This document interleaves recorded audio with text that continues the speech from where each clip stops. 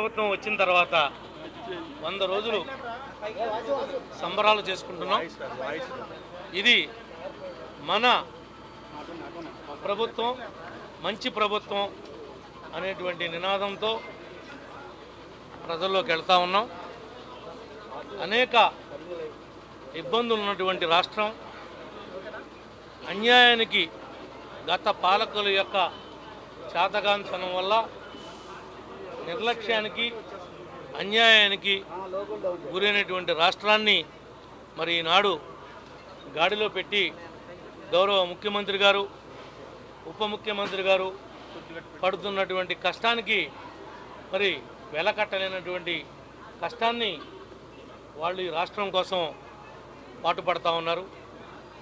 ఇంకా వాళ్ళకి భగవంతుడు ఇంకా శక్తినిచ్చి ఈ రాష్ట్రం గాడిని పెట్టే వరకు కూడా మరి అలుపెరగని పోరాటం చేయాలని చెప్పి మనస్ఫూర్తిగా మేమందరం కూడా కోరుకుంటా ఉన్నాం. ఈనాడు ఈ జిల్లాలో కానీ ఈ రాష్ట్రంలో కానీ ఏవైతే పాత బస్సులు ఉన్నాయో వాటి స్థానంలో సుమారుగా 1400 కొత్త బస్సులను కొనడానికి ఈ ప్రభుత్వం నిర్ణయం తీసుకుంది. దశల వారీగా ఇప్పటికే కొన్ని బస్సులు రావటం జరిగింది. ఈరోజు కూడా మరి 5 కొత్త డీలక్స్ బస్సుల్ని మన ఏలూరు డిపోలో మనం ఈరోజు ఓపెన్ చేయడం జరిగిందని చెప్పి కూడా ఈ సందర్భంగా మీకు తెలియజేస్తూ ఉన్నాం.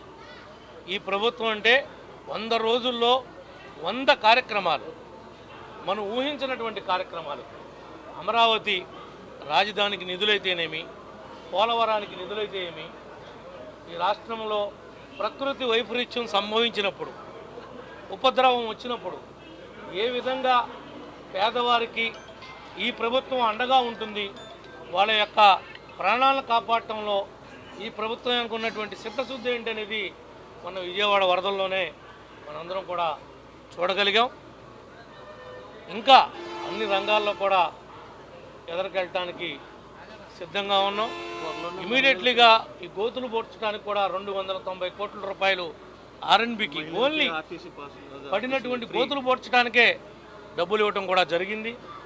ఏం చేశారు? నేను 6 నెలలు ఆగుదాం అనుకున్నా, కానీ నేను ఆగలేకపోతున్నా, ఉండబట్టలేకపోతున్నా. 3 నెలలకే వచ్చేస్తానన్నావు. ఎక్కడికి వస్తావని అడుగుతున్నా. ఎవరికి ఏమి మేలు చేశావని నీవు చెప్పినటువంటి మాటలు మీద, దేని మీద నువ్వు నిలబడ్డావని, నీవు ప్రజల్ని అడ్రస్ చేసేటువంటి హక్కు నీకు ప్రజలు ఎప్పుడో నీకు తీసేశారని చెప్పి కూడా ఈ సందర్భంగా తెలియజేస్తా ఉన్నాం. ఒక ప్రధాన ప్రతిపక్ష హోదా కూడా ఇవ్వకుండా నీకు కర్రు కాల్చి నీకు ఎక్కడ పెట్టాలో వాతలు ఈ రాష్ట్ర ప్రజలు అక్కడ పెట్టారు. అది నీకు అర్థం కావటం లేదేమో, కానీ ఒక్కసారి నువ్వు తీసి చూసుకుంటే నీ వాతలు ఎక్కడున్నాయో నీకు కనపడతాయని చెప్పి కూడా ఈ సందర్భంగా జగన్మోహన్ రెడ్డి గారికి గుర్తు చేస్తూ ఉన్నాను. కర్రు కాల్చి వాతలు పెట్టారు రహస్య ప్రదేశంలో, చెప్పుకుంటానికి వీల్లేదు. వైనాట్ 175 అన్నాడు, వైనాట్ కుప్పం అన్నాడు. అడ్రస్ లేకుండా చేశారు రాష్ట్ర ప్రజానీకం. ఈ రాష్ట్రంలో ఉన్నటువంటి ఉద్యోగస్తులు, ఈ రాష్ట్రంలో ఉన్నటువంటి వ్యాపారస్తులు, ఈ రాష్ట్రంలో ఉన్నటువంటి రైతులు, రైతు కూలీలు, పేదవాడి యొక్క కడుపును కొట్టావు. ఆ యొక్క ఆగ్రహానికి నువ్వు బలయ్యావు.